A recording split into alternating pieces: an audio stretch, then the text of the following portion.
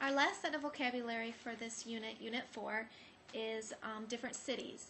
And when you're signing the different cities, depending on where you are, for instance, if you're a native of the region, there's going to be a certain sign that is used, whereas if you don't live in that region, you would finger spell it and find out from the locals what the sign is that they use. But if in doubt, always finger spell the city name first. Also, you will realize that with city names, a lot of it is lexicalization. Remember, lexicalization is when the sign comes, the hand shape comes from the first letter of the word. So for instance, I live in Shelby, and it's an S, and I shake it, Shelby. So that's an example of lexicalization, and that's what most of the city names are.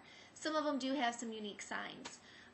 Also, when talking about cities as far as in relationship to where you live, we call what's called real-time orientation. So you find the spot where you are on the map, and you would actually show it what it is in real life on a map. So if I'm here in Shelby, and then if I go north, that's going to be Charlotte, because Charlotte's north in relationship to where I live. It's actually northwest, I think, Charlotte.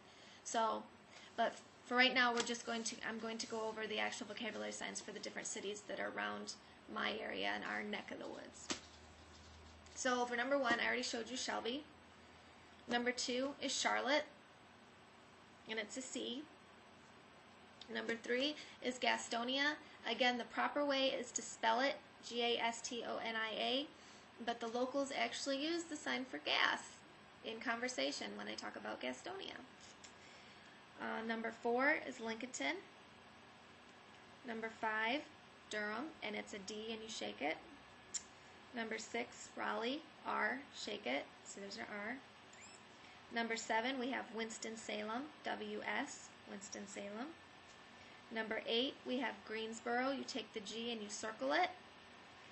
Number 9, you have Greenville, and you shake it like the color green. The difference between the Greensboro and the Greenville is the movement, and I believe I'm correct in stating that Greensboro is circled and Greenville is you shake it because it's like the color green. I could be wrong on this, so don't quote me on it. Then we have number 10, where the North Carolina School for the Deaf is, Morganton, it's an M, and we're shaking it. Then number 11, we have Asheville, A, shake it. Then number 12, we have Spartanburg, SP, Spartanburg. Number 13, we have Gaffney, which is actually the sign for peach, because Gaffney is known as the peach city, and there's a giant peach off 85. Their water tower is a giant peach, so that's Gaffney.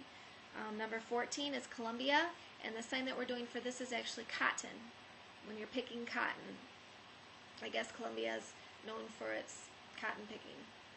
And then finally, number 15, we have Charleston, and I've seen it signed this way, where the C comes down, and I've also seen it, if you actually live in Charleston, where they sign it just like Charlotte with the C back and forth, Charleston. So remember, depending on where you are in relationship to the city that's being signed, decides how you're going to actually sign that city. And that concludes our list of cities for Unit 4.